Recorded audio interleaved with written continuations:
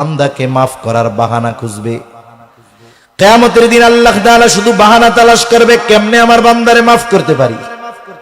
আল্লাহ তাআলার বান্দার প্রতি এত মায়া, এত দয়া, আল্লাহ তাআলা চান না তার কোনো বান্দা জাহান্নামে যাক। আল্লাহ তাআলা বাহানা খুঁজবে। হয়তো বাহানা এমনও হতে পারে আল্লাহ তাআলা ডাক দিবেন, ইয়া ইব্রাহিম, হে ইব্রাহিম। হাসরের ময়দানে এই আওয়াজ শুনে যত ইব্রাহিম আছে সব আল্লাহর কাছে হাজির।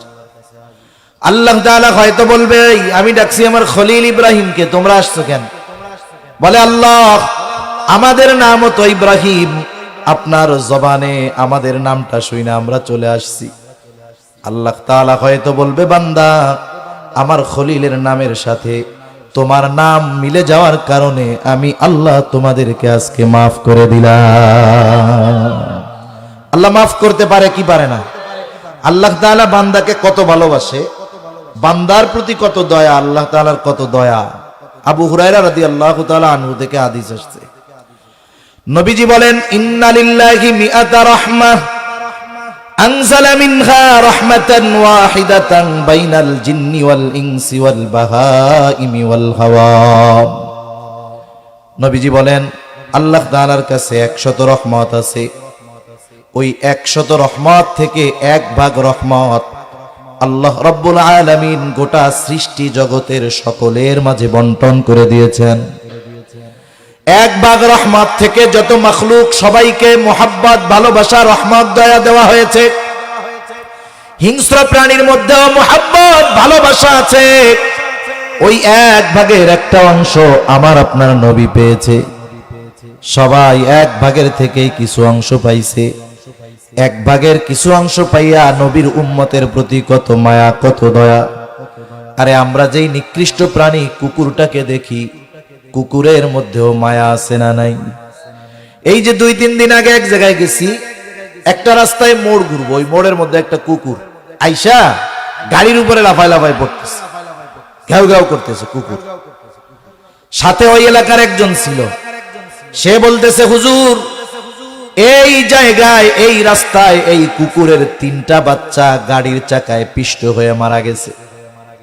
এই জন্য যখনই কোনো গাড়ি এই কুকুরটা দেখে বারবার শুধু সেরকম আক্রমণ করে, তেড়ে আসে।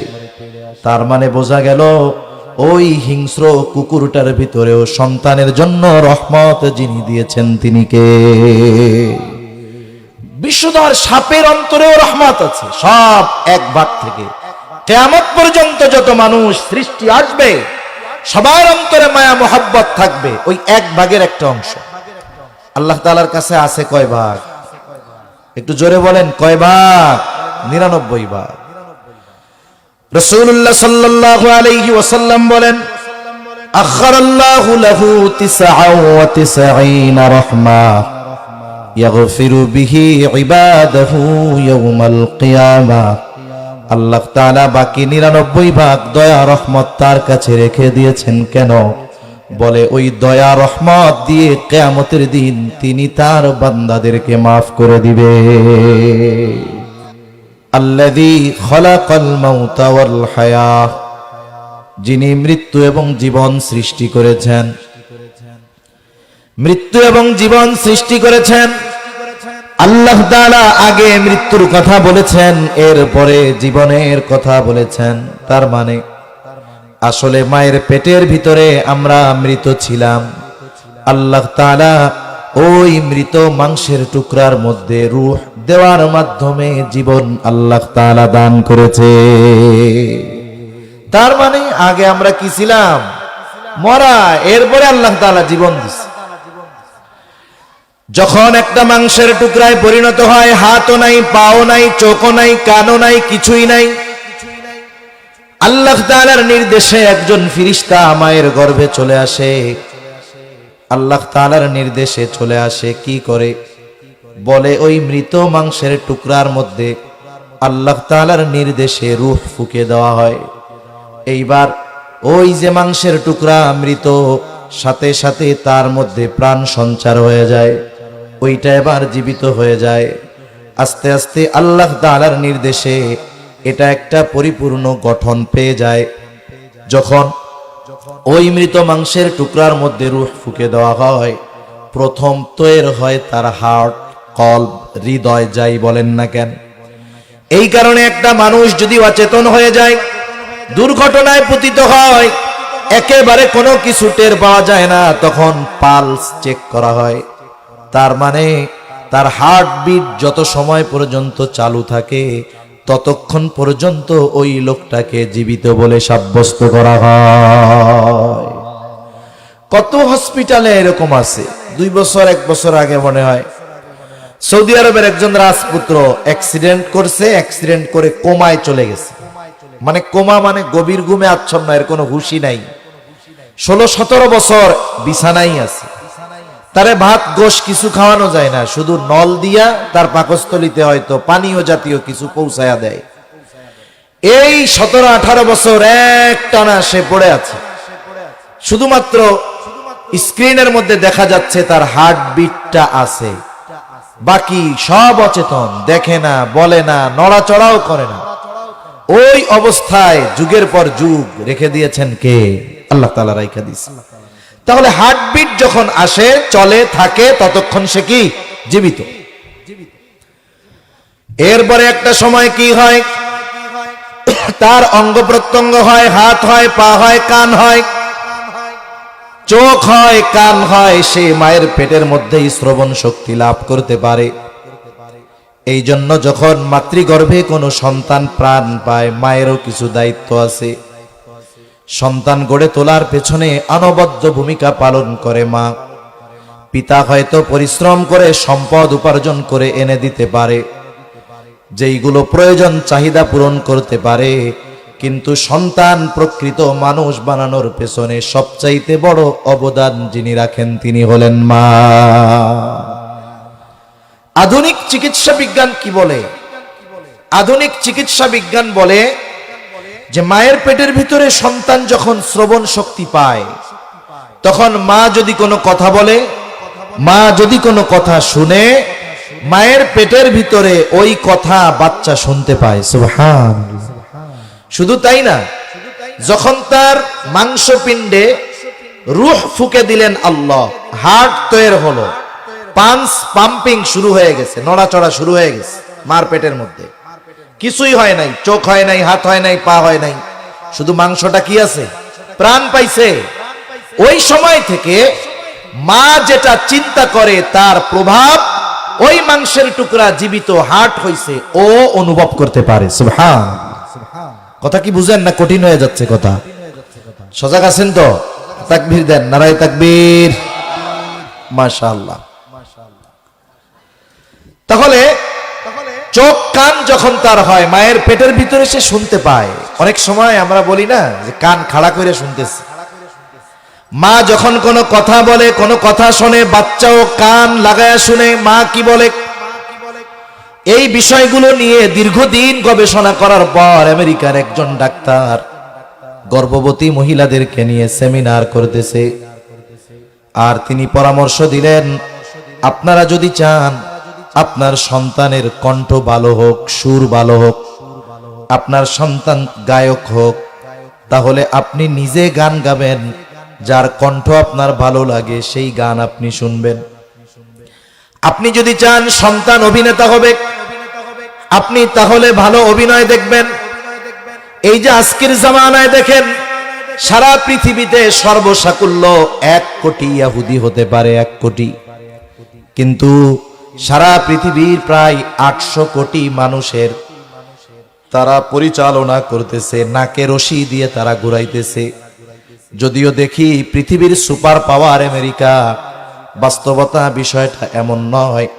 এই সুপার পাওয়ার হিসাবে আমেরিকাকে প্রতিষ্ঠিত করার পেছনে সবচাইতে বড় অবদান হলো এই ইহুদিদের।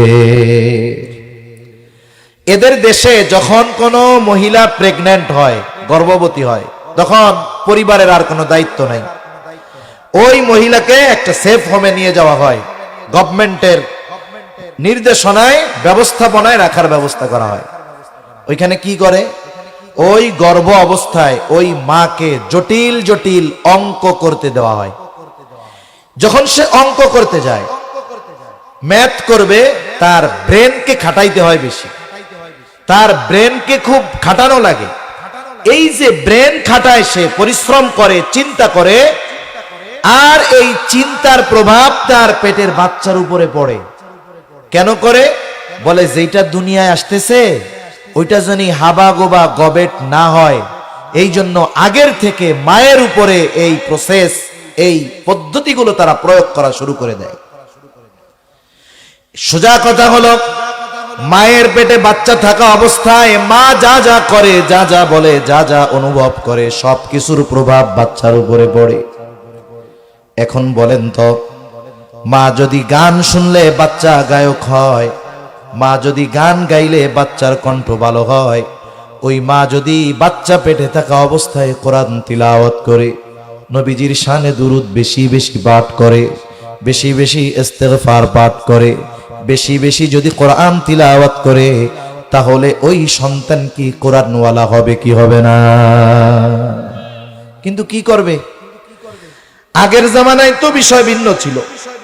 আমি আমার কথাই বলি, আমার মার মুখে শুনছি। আমি যেই দিন হইছি আর কি, রাত্রে আমি যেই দিন হইছি তার আগের দিনও আমার মা খেড়ের পালা দিছে। খেড়ের পালা দেয় না? খেড়ের পালা কি সুন্দর মতো চেয়ারে বসে দেওয়া যায়? বাড়ির চারদিক ঘেরা, এইভাবে খেড় মারতে হয়, এরপরে ওর উপরে ওইটা গাদাইতে হয়। কত পরিশ্রম এই পালা দেওয়া। খেড় আছে আপনাদের এদিক? তাহলে এই জায়গায় ত্রিপল বিছাইছেন কে? দাম বেশি হয় হোক, এতে বইসে কি কষ্ট হয়? সব জিনিস দেখতে ভালো লাগলেই কি আরামদায়ক হয় নাকি? তলেও ঠান্ডা, উপরেও যা আছে আছে, বইসে কষ্ট হয় এইগুলোর মধ্যে। এই জন্য অনেক জায়গায় মানুষ বসতে চায় না, কারণ ওয়াজ শুই না ঠান্ডা লাগে যায় এই নিচে বসে থাকতে থাকতে। এই জন্য খেড় মেট দিলে ভালো হয়, আর নাহলে সালা বিছাই দিলে আরো ভালো হয়। ঠিক না? ওম বেশি না? বসলে আর নড়বার মন চায় না। হ্যাঁ, আগে নাড়া মাড়া দিত, এখন আর দেয় না, কিন্তু দেওয়া দরকার। আবার অনেক জায়গায় হুগলার পার্টি আছে, ওয়াজ মাহফিল তো এলাকায় হয়, ব্যবসা বুঝেন না, হুগলার পার্টি কিনেন, 500 হুগলার পার্টি কিনেন, কিনে 10 টাকা করে ভাড়া দিবেন, দেখবেন ওতেও বসে আরাম আছে। ঠিক না? ওতেও বসে আরাম আছে। তাই খেড়ের পালা দিতে কত কষ্ট। আমার মা বলছে যেই দিন হইছি এর আগের দিনে উনি খেড়ের পালা দিছে। আর এখন যদি কোনো মতে পেটে বাচ্চা, সে সংবাদ পায় যে আমার পেটে বাচ্চা, সাথে সাথে একবারে কুইড়ের মতো ঘরের মধ্যে চেয়ারে বসবে এরকম। এইবার বলবে স্বামীর কাছে, দেখো নড়াচড়ার তো উপায় নাই, আমি কোনো জায়গায় যাইতে পারবো না, এখন এক কাম করো, এই 9 মাস 10 মাস আমি কেমনে কাটাবো, আমার একটা মোবাইল কিনা দাও। স্বামীও চিন্তা করে দেই কিনা, কি করবে। এবার কয় যে আমারে এমবি কিনা দাও, কয় হ্যাঁ দেই কিনা, কিন্তু এমবিও তো মাঝে মাঝে ফুরায় যায়। কয় এখন আর এমবি টেমবি দরকার নাই, আমাগো এলাকায় ওয়াইফাই লাইন আছে, মাসে 400 টাকা দিলে 500 টাকা দিলে হয়, ইন্টারনেটের অভাব নাই। স্বামী কয় যা তোরে তাও দিলাম।